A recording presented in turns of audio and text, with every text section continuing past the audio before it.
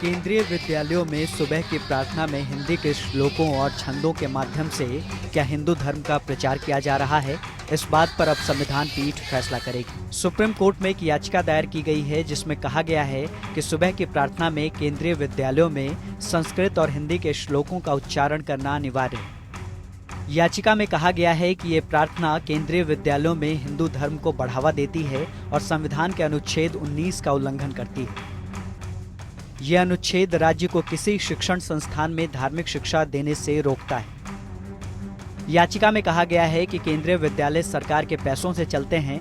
संविधान के अनुच्छेद 28(1) के मुताबिक सरकारी पैसों से चलने वाले स्कूल में किसी धर्म पर आधारित शिक्षा नहीं दी जा सकती।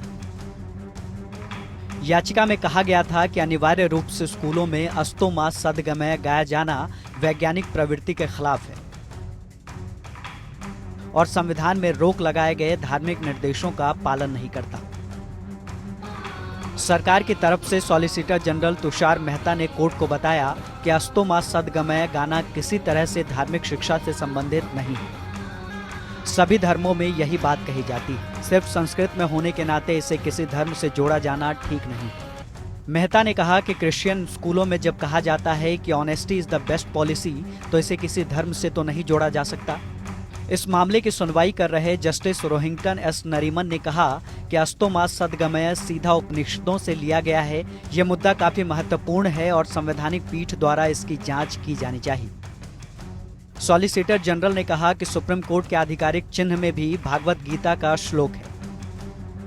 उन्होंने दलील दी कि चिन्ह में यतो धर्मस्ततो जय लिखा हुआ है, जिसका अर्थ होता है जहां धर्म है वहीं विजय होती है। इसमें कुछ भी धार्मिक नहीं है।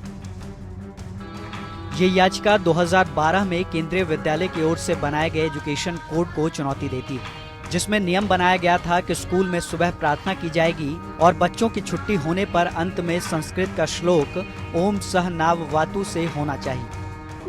याचिका में कहा गया है कि प्रार्थना से बच्चों में वैज्ञानिक मनोवृत्ति बढ़ने में रुकावटें आती हैं। इससे बच्चों में समस्या आने पर व्यावहारिक तौर पर तार्किक हल खोजने के बजाय ईश्वर के प्रति समर्पण करने को कहा जाता है। याचिका में कहा गया है कि ईश्वर के नाम पर प्रार्थना करवाने की बजाय स्कूलों को बच्चों में वैज्ञानिक सोच विकसित करनी चाहिए। याचिकाकर्ता ने हिंदी में होने वाली प्रार्थना दया कर दान विद्या का हमें परमात्मा देना पर भी ऐतराज जताया है। उसका कहना है कि स्कूल में ऐसे परिवारों के भी बच्चे पढ़ते हैं जो नास्तिक हैं, जो ईश्वर के प्रति अस्तित्व को नहीं मानते। उन्हें ईश्वर के नाम पर प्रार्थना करने को कहना गलत है। याचिका में संस्कृत और हिंदी में बच्चों से गवाई जाने वाली कुछ और पंक्तियों का भी जिक्र किया गया है। याचिकाकर्ता ने दावा किया है कि जो बच्चे ऐसी प्रार्थना करने से मना करते हैं उन्हें सजा का डर दिखाया जाता है।